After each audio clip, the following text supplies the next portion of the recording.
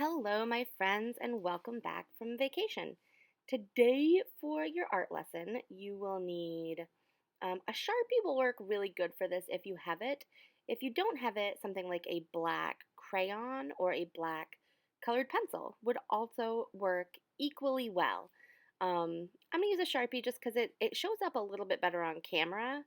Um, so, you might remember, I was going to say, oh my goodness, I was going to say, you might remember when you were a kid, but like, you guys literally are kids.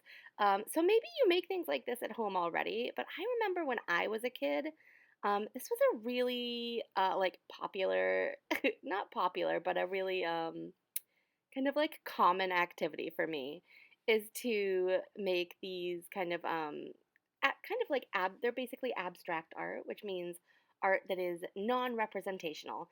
So it's not a picture of a house or a dog or a kitten. It's a picture that's made up with designs and colors and different like elements and principles of design and art. So basically, you nice and slowly, not like scribbling. I think when I was a kid, probably the ones I made were kind of scribbly, but nice and slowly, you just make a bunch of kind of swirly random lines, like I just did. And then, having done that, you've created all these little tiny shapes and then you color them in with different colors. This was something I did a lot, and I kind of like remembered it again recently because I saw another art teacher had done a lesson that used this same concept. So I wanted to do it too because it's pretty fun. I'm not gonna lie. I do speed this way up. This took much longer than I had anticipated, so I'm gonna make some suggestions to you. My suggestion to you is that you start by cutting your paper either in half or into fourths. So I do finish the one that I started there, but if you are working along with me at home, I would suggest that you take your piece of paper, cut it in half. So you would need a pair of scissors, or if you had smaller paper to start with, I would try doing this on a piece of smaller paper. That way you don't get frustrated with how long it takes. Because it's a good, some art projects are good to do while you watch TV, and some aren't. But this one is a good one to do like while you're watching TV, or if like your parents read to you, or if you have like an older sibling who reads to you. This is a good project to do kind of while there's something else happening. You can use markers for this. I did find that I liked the look of mine with colored pencils a little bit better. But if markers as a material you have, markers will work great, crayons will work great.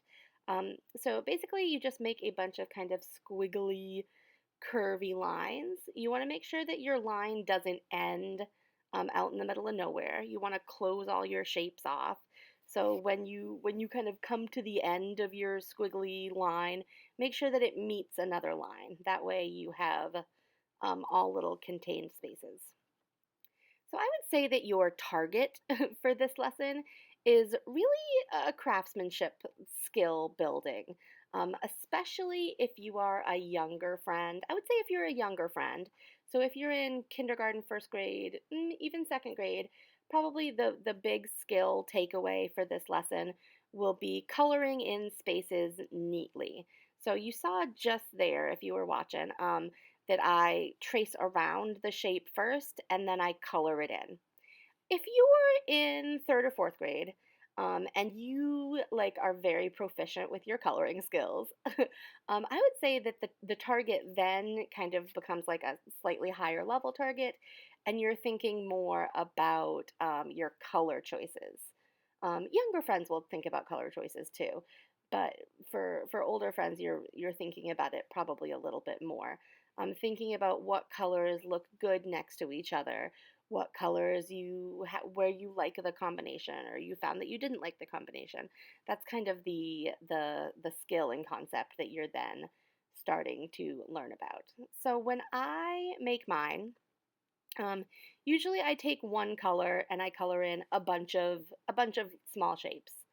I go around the shape and then I color it in. Um, That's how I would suggest doing this. Not like, oh, I colored one blue, now I'm going to go to purple, color one purple, now I'm going to color one green. I would do like all of your yellows at first because you're also going to be thinking about balance in your artwork. That's another element and principle of design in art. So it's a concept that you will think about in art, um, up through high school. Um, So you don't want to have like all of your yellow spaces be kind of in one corner. You want them to be kind of like evenly dispersed.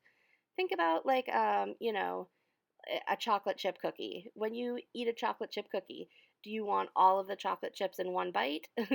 No, you kind of want you want the chocolate chips to be kind of like evenly dispersed or balanced throughout the cookie.